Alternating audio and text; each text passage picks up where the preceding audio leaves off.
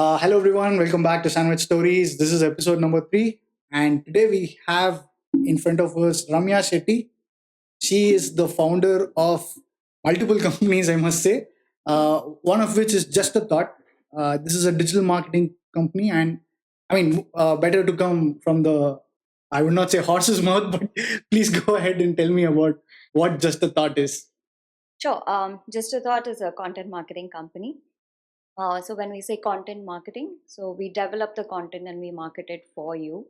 So everything under the umbrella of content marketing. So social media marketing, digital marketing, website development, app development, or e-commerce site development, video marketing, video development, and branding. So from naming of your brand or a company to logo designing to all the collaterals that need to be designed and executed on social media platforms to the website and to running digital marketing ads or even email marketing. End to end of it, from designing to planning to strategizing, everything we handle it all under the umbrella of justice. This is like so new age, huh? This is so relevant in today's day and age. So Right. you have started this long back, right? You had the vision of this the future at that point of time, that this is going to be in this way. So you just want let's take a step back and then see how your mindset was at that point of time when you started this. What were the opportunity that you saw? What was the reason why you began this? And how did it all actually come up together? How did, yeah, based on your background, and what made you start this actually in that first place? Um, I always loved marketing. So I did my business management degree and I took up specialization into marketing. And along with that, I did specialization into in export management. And somewhere everything I was connecting to marketing and advertising. Hmm. And I was in the event management field for a year. Then I went to do my master's, and my master's also was in public relations, advertising, media communications, so media studies and PR writing. So anything in the world of content writing and marketing, I could take it. Okay. When I returned back to India, I my first job was in a social media marketing company. Hmm. That is where my journey into social media marketing started. Back then, there was no Instagram, there was none of the other platforms that you hear I think, what now. was there at the time? There was Orkut. only Facebook. Facebook. Okay. Yeah, Orkut was way long ago, but yeah, that is the world I belong to. But there was only Facebook marketing, and back then it was not like 1 or 2 posts a day. It was more of making 7 to 9 posts a day, and we would have to like time it accordingly so that the engagement is happening. Mhm. And that is the time I belong to. And when I started this, when we were part of this company, we were the we were strategizing, we were the designers, we were the content writers. SEO came in action, Google Ads, we studied it ourselves, we would run the ads ourselves, be it a B2C or a B2B platform. How do we strategize it differently? We were handling it all by ourselves. There was no separate person. Mhm. Or if a content writer is there, then the rest of it we handle it. It is like a perk if you have somebody. Now, even if it's an email marketing campaign, Mm. you have somebody who is writing it, who's editing it, Yeah. who's running the campaign, who's strategizing it, and you have an account manager just to handle email marketing. Back then, we were doing everything. And once I quit and I joined other companies, I was always in this space of marketing, online marketing space. Even if I belong to the strategic management field or the department in a different company, it was still would come back to marketing. So my heart and soul has always been into marketing. I've been Mm. into sales, I've been into strategies, but marketing is somewhere, there's a piece of my heart. Or rather, a piece of my heart is somewhere else. So the big chunk is with the marketing sector. Mhm. And so that's when I started Just a Thought. In fact, I was working in a company when I started Just a Thought, and it was with a friend. And we just thought, okay, we both have our respective money coming in through Mm. our full-time work. Let's see how to go about, this entrepreneur side of ourselves and Mm. how we would survive. And somehow it didn't work in the partnership, so silently we sunk it to make sure our friendship is still intact. And after like almost a year, most of my old clients came back to me and they said nothing has worked like the way it worked when you did. So we don't care if you're a freelancer, you want us to hire you, you want us to create another space for you, or you're restarting your company, just let us know. I asked them for some time to think about it. I was already looking at moving out of my previous company.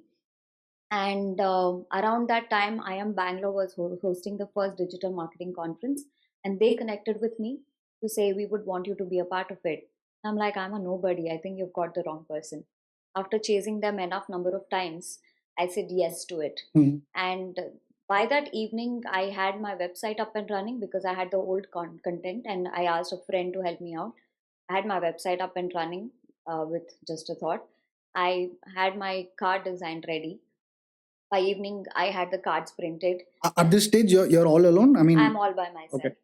And that evening, I had the cards printed. And that weekend, I went to I am Bangalore as just a thought, Ramya, and not as somebody else. And the day I quit the company, next day, I started just a thought. Mhm. And it's been over 9 years. I have not looked back. I think it was the best decision. And yeah, as in, so I started very small. It was just um, my brain and my laptop that was required. I didn't Okay. tell at home Mhm. because my dad has been a government employee, brother is a software. So, it's like go to work, get the salary, and be done with it. It's like typical humble family. And but they would see me at home with my laptop, not going them not going to them for money, Mhm. but still not going to work and rejecting not going to the interviews. So Right. they kept asking me. So after like 3 to 4 months of not being able to take the pressure of what are you up to, Yeah. but still doing something and we don't know, when I gave up and I actually told them that, I've started a company. They just Oh, literally you had a jumped. secret till then, is it? Yes, I somehow managed to do it. I'm good at keeping secrets, so that's not a big deal. But to be there and still not tell them was a task. Hmm. But I did, and they jumped out of their sofas and seats, and they said, "No, no, no, this is not for us, not happening." Because of the risk involved, or what was it? Yeah, because they're not used to, right? They never saw the entrepreneur side of life. Hmm. So, like I said, they would go to work, get the salary, and in fact, you should be able to relate to it. Most of our parents never saw jumping off one company to another. They Yeah. would always be scared, even if it is now, right? So for them, it's like when we are shifting Stability. companies, or Hmm. when we say we're between jobs, they're like, okay, we didn't do all of this. What are you all talking about? Yeah. They were in one space, they grew there, and they made that into their family, or the friends into the family, and very happy, and now take pension and just be fine with it. Mhm. So for them, becoming an entrepreneur coming from a humble background became like a little too difficult for them to digest. Yep. And they were like, no, you're not doing this. I said, listen, it's not now. I've been doing this for the last 3-4 months. I'm just telling it to you now. Like, no, not happening. So I said, okay, give me some time. We'll figure it out. And I had enough savings. That's one thing I, you know, I think I'm good at planning, and I would always back plan it. Would never want to go to my parents for money. I've been independent very early in my life. So that was something I was sure of. Another 1 year or two, worst case scenarios, I'm not making any from money from my company. I still can survive. Of course, not a luxury life. May not be like a, go for a shopping or go for a dinner or any of that. But I can Survive. still manage to live my life without going to my parents for money.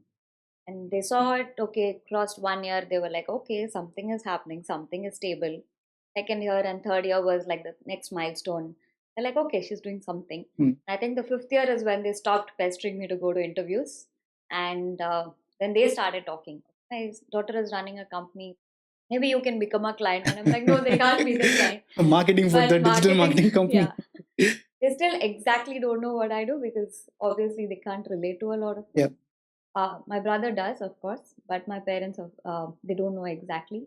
So on my refrigerator, you will see a sticky note which actually says in their language, I've written what I actually do and what is the name of my company. So they get reminded of it. Yes. So This is so nice. I mean, yeah, I can see a lot of passion, first of all, that you begin with.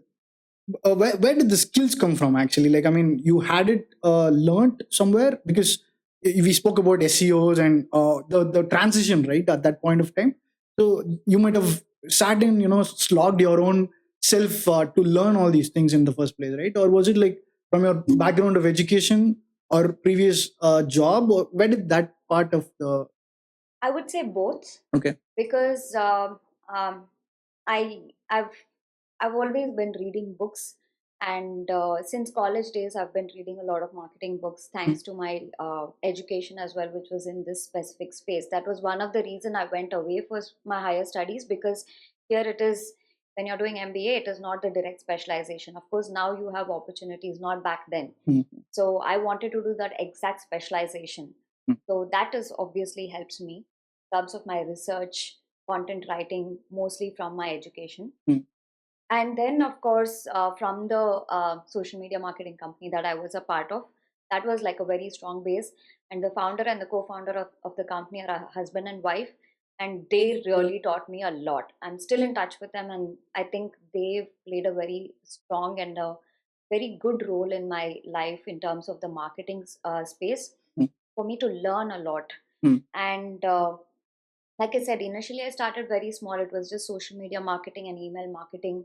Eventually grew on with the team as well. So I started with the designing side, and then the website development. Then I had a developer hired. Then I had uh, the designer hired a few. So when I initially hired the designer, he said the only um, the condition I have is I have a team of people that I'm going to come to you with. Okay. I said, okay, that's like a, buy one, get one free. Why would I say no to that? No, I don't have to go looking for someone who you will get adjusted to. If you're ready for it, go for it. So that kind of worked well for me. So, of course, I didn't start all of these services at once. I had to take one step at a time. And should I do it? Should I not do it? That hesitation also is Self-doubts always and there, right? So eventually, all the services just got added on. Okay. Yeah. Now, when we say that, you said that you had a person who you reached out to and they helped you also, like, to boost your company up. So, like, first of all, networking is a big deal, I believe. And, for you to trust someone, because I think, like you said, right, it is a point where you're at a safe risk meter, but still, when you're looking at someone else's output in your work, so which is something which you might not have full control of, right? Like web designing, something of that sort. So how did you actually measure these people's work, and then how did you actually get to them in the first place? So the designer that I hired, it so happened that they have worked in big corporates themselves, and they were looking at starting of their own or becoming part of a startup, because this is where you can explore and probably experience the creativity that you haven't explored yourself when you belong to a startup. So it just so happened through a common friend that we happened to meet each other, and it became like a win-win for both of us. In terms of their work, how I measure, in fact, even today when I hire somebody, resume is not at all something I ask for. That's like literally a formality. I don't care about their educational background. I care about how good at their work, at what they tell they do are good at. So if they are good at web designing, then I will want to see their previous work, or I can give them an assignment and they can do the work, and then I can see if that is going to do well for me. I always try and see not somebody who is just starting off, and not somebody who is grown in the space, somewhere who is in between, so that uh, the way we can probably mold for each other is much easier. Somebody who's established may not be ready to take in what I want to say, or even the client want to say, because they might come with their own Preconceived notion. standards or ego, or like you said, the Conceived notion. Yeah. notion, or even this is what will work, nothing else, because I have the experience. I don't want that to happen. A lot of times that is what I tell everyone, that nothing fits everybody, right? No fit is for all. You have to strategize accordingly. It might have worked before, it may not work now. So that ready to be accepting and adjusting and trial and error and learning in the process is very important for me. Okay. Yeah. So just like an example, right? Like you're saying how things work at the back end, right? So for example, you've got a in your sense it will be leads, right? Like you get a business lead who treats you as a as a potential digital marketing firm whom I can reach out to. So you've come and spoken to me, and then this is like probably, let's just say, a clinic, like dental clinic, for easy reference. Sure. So now, what kind of things happen at the back end? What goes through behind? If you have to start digital marketing for a dental clinic per se, what will happen at the back end process wise? So if you're talking digital marketing, then it is only ads. So Mm-hmm. that is, you will spend a certain amount of money for the ad, and there'll be an ad management cost. And if there is an already an ad ran before you approached us by any other company, then we'll try and see the reports previously and what has worked, what has happened, what was the cost, and then we try and do a back math. If we don't have the previous report and it is the first time you're doing, then we also check if your website is up and running, if the social media platforms that you are there is up and running, so that when somebody clicks on the ad, if your landing page is one of the social media platform, then they are able to find something that is now and not something 2 years ago. Because it can't be like you just woken up today and made some posts, and people will not see the credibility in the space that they're actually looking for. So, and even website, it has to be up and running and up to date. So these are the basics we look into. We also look into the SEO, that is, if the keywords has been used, if there are any meta tags that has to be given, all of these very basic, is that done in the website? Otherwise, we will give you the suggestion. Or if they click on uh, the ad and the landing page is the website, is there a call to action where there is no too much navigation for the person to actually approach you? There should be either a call us, or there should be either connect with us or book with us or book an appointment in the case of a dental clinic. Then that should be seen and not with too much navigation or scrolling through the page. So that is something is very important. We look into all of this, and then we will suggest, if it is the first time, then we will do the back math and say, this approximately is the amount that you're spending. For this amount, this is your audience, these are the keywords we are suggesting, and 10 or 20% increase decrease is what we are looking at. So we'll do a back math like that and give you a report. And once we run the ad, then we exactly know what is going to happen and what is not going to happen. Is your audience even there on the platform? It's an Instagram ad or a Facebook ad or a Google ad. Wherever we are running the ad, is your audience there at all? Then we, even when we are running the campaign, we'll remove the, if there is a particular ad that is running, we remove it from there, we put it on the other account. Accordingly, we will play around so that the rest of the money is made for the ad, and what we have promised, we are able to give that to you. After the first reporting, then we will be able to clearly analyze it better. And of course, any campaign, right, social media campaign which is organic or an inorganic campaign like digital marketing ads, everything has to be strategized and planned again and again with the report. Otherwise, there's no way of measuring it. Now, when you speak about a strategy, right, for digital marketing, let me start with this. Like, according to you, what is actually marketing? Because you're so passionate about it, just want to hear it from you. Like, what exactly is marketing? Because a lot of people think that it's just, like getting customers, getting, selling things, and that's the main first function of any business. But what is it according to you? And also, like, an add-on question would be, uh, do you have a strategy built around marketing as a whole? Because you are taking care of digital marketing as a firm, but for the same company or your client, they would be having a different actual marketing firm, right? Like the retail marketing firm or any of that sort. So you'll have to be in sync, right? Like how the brand is getting portrayed to the outside world. So that way, are there interactions with the other teams, or like how do you all treat it in whole? Um, so one thing I tell, including my clients or my my people itself, is you can't disregard traditional marketing just because online marketing is the modern way to go. It has to work hand in hand. No matter which business and how old or young or how many years they've been in the space, uh, one of the things that everybody will say that's worked for them is word of mouth, and that is traditional marketing. or even PR. You can't let go of it. Newspaper, I know it's a short shelf life, like people say, and it's not like the online world where you will find it anytime, anywhere. But it is still there. It is Mm. not. It can't be disregarded. So you have to work hand in hand. And so if it is a company that is approaching me, and they say they're looking for marketing, the first thing I look is what is it that they already have their presence online, because Mm. mine is a content marketing space. Yep. That is what I would look into first. If it is a company that has been there in the system, but they've never been in the online space, or if it is a brick and mortar, they wouldn't want to look into it, considering the business is happening. Mm. But they would also have started to hear that, hey, you're not online. Because that's another thing I tell. The minute you say you have a company, there are two kinds of people who's going to look into you online on Google. Mm. One is, oh, you have a company, I want to see what you're doing. Mm. And the other one is, oh, you have a company, I want to see what you're doing.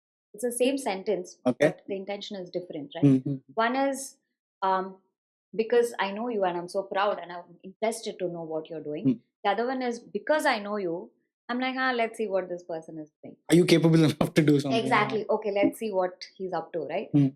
Both of them require the information online. That's the first place you go into. Okay. Even if you're booking a doctor appointment or the dental clinic you're talking about, you will go to Practo, you will look at the reviews, right? So you have to be present online. You can't disregard the space. Mm. Of course, keeping in line with the traditional marketing also. And so I check what is their presence already. If they have no presence, then I start from the scratch. Be it, or if somebody is saying this is at the inception level, I need you to help me with naming or rebranding or renaming my company name. Mm. So we start off with that, and then we get to the logo designing, then get to the collaterals, which is stationery like invoice or letterhead or business card. These are the basics, or envelope designs. All of that are the basics. Okay. Then we get to the website or e-commerce site development for them. Depending on how complex the website is and what the customer or the client or the prospect is looking for, accordingly we suggest if it is okay and good enough for a templated WordPress or a Wix to be opted for, or we need to develop the site from the scratch. From the scratch. Okay. It can be any language, or we can use, if it is an e-commerce site like Shopify or Magento or Joomla or any of those platforms. Once that is done or almost getting done, in parallel, the social media platforms will start getting ready. Now, not every company has to be on every platform. Depending on where your audience is, you have to make the choice. I always tell, even if you're not online, it's okay. Being online the wrong way does more harm to you. Mm-hmm. And if you're online and not being active, that also does more harm to you. Okay. Because the ranking according to Google, it will pull you down when you're not active. So you may not be coming high on search. You have to make sure you're active as well, and active in the right way. Okay. Right. So these are some things I suggest to them. And once there is a certain pace that is gotten picked up, and there is certain number of organic likes we have been able to build, because through the organic likes is how we can measure the engagement that is happening on the posts. You might have 10,000 or 50,000 followers in less than 2 weeks that you've started off through the digital marketing ads that you have ran. But if the engagement on your post is not even 1% and is not converting according to the followers or the likes you have on your page, then it is going to do no good to you. And if you have created the page in the right way, if it is on Instagram, if it is professional, have you made it private or public, or is it a company, then have you chosen the right category? All of that matters. If it is a private page that you have created, then other than the 50 or the 100 or even 1,000 friends you have, nobody else is going to see your status. Yeah. And if I haven't clicked on your status for a few days, it goes back. It will go back. I'm not going to see it for a very long time till the time I come back, right? So these are the analytics probably a person wouldn't know.